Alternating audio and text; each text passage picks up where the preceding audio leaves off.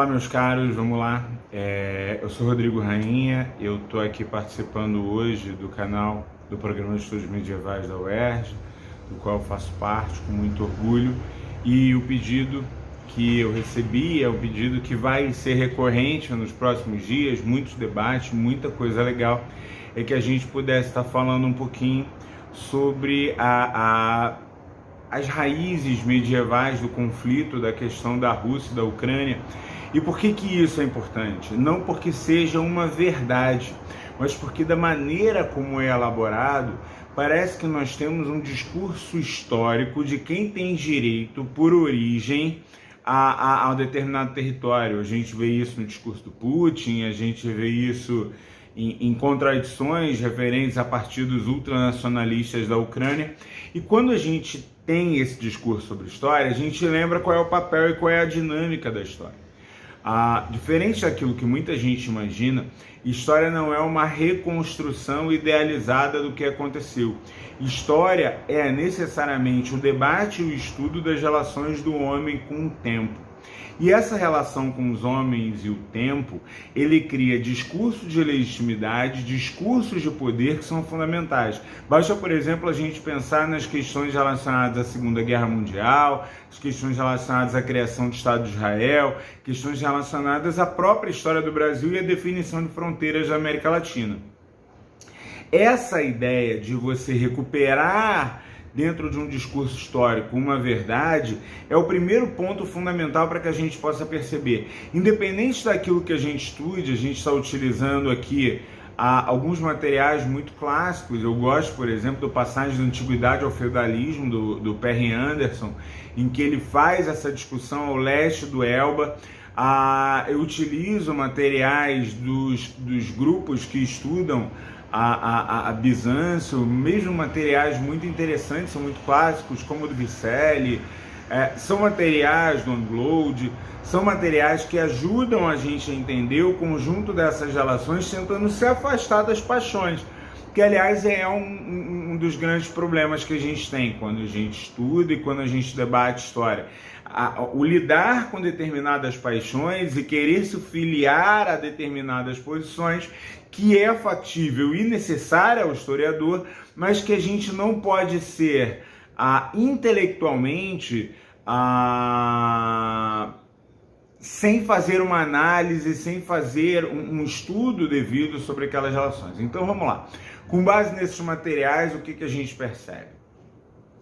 Há um entendimento de vários autores, e o Anderson é um deles, que quando a gente vai estar estudando as regiões da área de influência do Império Bizantino, essa área de influência ela tem várias gradações diferentes, desde aqueles que se entendem como continuadores do Império Romano, até grandes áreas de circulação que se formam no entorno desse Império Bizantino. Essa relação, por exemplo, vai mudar ao longo do tempo. Uma coisa é eu ir lá atrás, quando eu estou pensando em Justiniano, recuperar a antiga Roma, e Justiniano está olhando para o Mediterrâneo.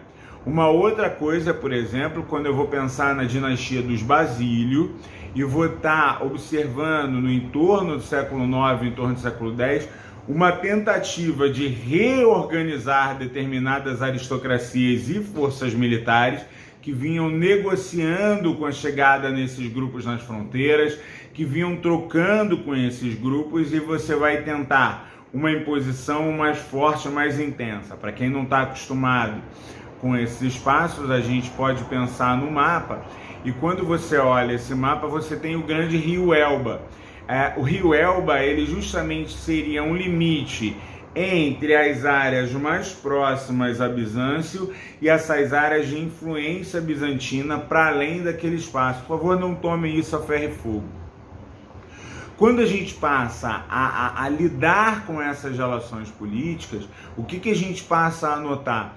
As dinastias bizantinas vão trabalhar com modelo pelo papel do comércio, pelo crescimento do porto, pela manutenção obtida, em que boa parte do tempo eles vão estar negociando com esses grupos do entorno e utilizando esses grupos como mercenários. O caso de Oleg, por exemplo, muito vinculado à ideia dos Rus, onde ele está colocado dentro dessa relação, é um bom exemplo para a gente entender isso. Quando a gente está no século X para o século XI e a gente tem a dinastia dos Comneno, a gente sabe que os Comneno vão manter parte dessa estrutura e vão se aproximar de alguns grupos que vão ser fundamentais. Um dos grupos que vão ser fundamentais, a dinastia dos Comnenos, para quem não está ligando o nome à pessoa, Alex Comneno é aquele que manda uma carta que a igreja vai alegar que era um pedido de socorro, mas era um pedido de mercenários, e que de alguns autores trabalham como um dos fatores que ajudam a fundar a própria noção de cruzadas. Cruzada é uma visão ocidental. Dentro daquelas regiões você vê Bizâncio numa articulação em especial com a igreja, com os normandos e parte de uma aristocracia franca vendo a possibilidade de retomada de antigas terras. Os turcos tinham se convertido ao islamismo e vinham buscando e fazendo uma verdadeira expansão interna dentro do próprio mundo muçulmano. A gente sabe, por exemplo, que os turcos seljúcidas eram muitas vezes tidos como inimigo ou como um problema para outras dinastias de origem, de tradições abástas, para outros emirados, para emirados e para dinastias, por exemplo, relacionadas às tradições fatímidas, entendeu? Fatimidas, e você tem ali uma noção que é muito complicada. Então dá uma olhada no tabuleiro de cenário. Eu tenho na Anatólia os turcos, eu tenho Bizâncio presente, eu tenho ao norte do Elba uma presença dos russos, eu tenho uma marcha dos normandos, eu tenho o estabelecimento dos búlgaros, que no século anterior, Bulgarano vai estar chegando e vai negociar com Bizâncio, vai ganhar bastante de Bizâncio, vai lutar com Bizâncio. Você tem grupos eslavos diferentes se colocando de maneira diferente, cada um tem uma história fantástica que a gente pode estudar. Então você vai ver toda essa movimentação ao leste do Elba lidando com as aristocracias bizantinas, ora tentando manter o poder, ora tentando se afastar dessas relações de poder. Basílio versus Comneno, um bom exemplo. Basílio, a dinastia dos Basílio tenta fechar, tenta manter, Nicéforo. Você já vai ter uma lógica com os Comneno de estar tentando essa negociação. Eu gosto de exemplificar com o fato, por exemplo, que você tem os turcos em determinado momento lutando pelo Império Bizantino contra uma frente cristã que se estabelece ali naquele momento. Como é um vídeo para a gente trocar ideia, para aprender a conhecer, eu não vou ficar aqui fazendo o trabalho historiográfico necessário, mas que não cabe aqui nesse momento, foi o autor tal, no momento tal, não. A gente está tentando entender esse cenário. Quando a gente está em torno do século X para o século XI, então esse cenário tem o fenômeno cruzadista, século XI, XII principalmente, a presença de reinos cristãos na porção oriental. Você tem disputas que estão sendo colocadas e uma movimentação desse próprio mundo muçulmano. A gente pode chamar a atenção de Salah ad-Din, a gente pode chamar a atenção do crescimento do retorno, a retomada de Jerusalém, a manutenção da fortaleza de Acre, a invasão do Chipre. Meus caros, é uma dinâmica bastante intensa em que você vai ter a dinastia tentando manter essa articulação, mas ao mesmo tempo em que ela mantém essa articulação, ao sul ela perde espaço para esse avanço, e ao norte você passa a ter uma dinâmica nas regiões do Mar Negro, a leste, em que você tem uma grande área de influência, uma presença enorme da igreja ortodoxa, né, como a gente vai chamar ali pelo APO, uma igreja fundamental naquele momento, e é ainda hoje a força da ortodoxia, e essa área de influência da ortodoxia ainda é maior muitas vezes que a área política. Você vai ver uma presença do cristianismo, uma presença dessas tradições às vezes mais forte do que somente a própria tradição política. Quando essas disputas estão chegando, já no século XII, no século XIII, novos ingredientes chegam. Expansão dos mongóis em determinado sentido, reorganização dos turcos em outro sentido, e a presença de novos grupos e de novas identidades que começam a chegar. A gente destaca que o fenômeno cruzadisco não é um fenômeno somente militar, mas um fenômeno econômico.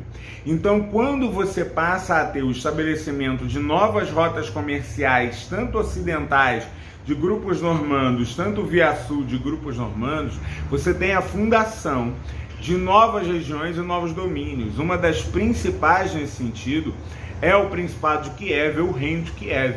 O Reino de Kiev ele tem uma origem normanda. Ele vai estar trabalhando com relações políticas e tentando... Repara, mas não é estranho. Os normandos vieram, invadiram, conquistadores, não. Faz parte daquela própria dinâmica esse estabelecimento e o conjunto de forças normandas, que obviamente tem uma relação com a corte bizantina, tem uma relação com grupos normandos e tem uma relação com as rotas comerciais que passam pela Alemanha, que vão seguindo esse fenômeno do comércio que está bastante estudado. Ele vai estar integrando rotas, integrando produtos e ampliando a rede de relações. Aí eu volto ao Perry Anderson. Ele coloca que você tem um processo de feudalização tardia, vamos ter cuidado com o conceito, mas é a ideia de que as autonomias dessa região ao leste do Elba se consolidam e passam a constituir identidades próprias. E dentro desses processos de identidades próprias, muitas vezes elas serão mais próximas ou mais fortes que a própria identidade bizantina, que já foi atacada pela expansão mongol, que já teve presente com a expansão dos turcos, que vai ver a reorganização dos turcos e cada vez mais a cidade fragilizada. O Unglut fala isso. A cidade de Constantinopla era um símbolo, mas como centro, como poder, a cidade que cai no século XV é uma sombra. A dinastia dos Paleólogos, que é a última dinastia bizantina, a dinastia que vai, por relações de casamento, se estabelecer um novo sentido do César, do Czar, dentro dessa organização com os russos. Então, quer dizer, a ideia de uma igreja ortodoxa que legitima a figura do novo poder político, dando continuidade. Isso não está só ali, não. Isso vai aparecer entre os romenos de uma determinada forma, isso vai aparecer em áreas diferentes do que hoje a gente chama de Sérvia, Croácia. Então você tem uma dinâmica política em que essa continuidade do cesarismo, como a gente viu em outros momentos, ela vai estar presente, mas a Rússia se apropria disso de maneira muito intensa. Essa apropriação russa é quem vai, de alguma forma, garantir uma certa liderança. Mas repara, não imaginem que é um domínio pronto. Por exemplo, Ivan, chamado de Ivan o Terrível, só vai conseguir lá no século XVI um avanço efetivo em relação aos domínios tártaro-mongóis, considerados uma das áreas economicamente mais importantes, com muita mudança, com muita estrutura, com muito processo de crescimento do próprio domínio a partir da difusão, ora de princípios cristãos, ora de princípios militares, e que vai se estabelecendo dentro dessa relação.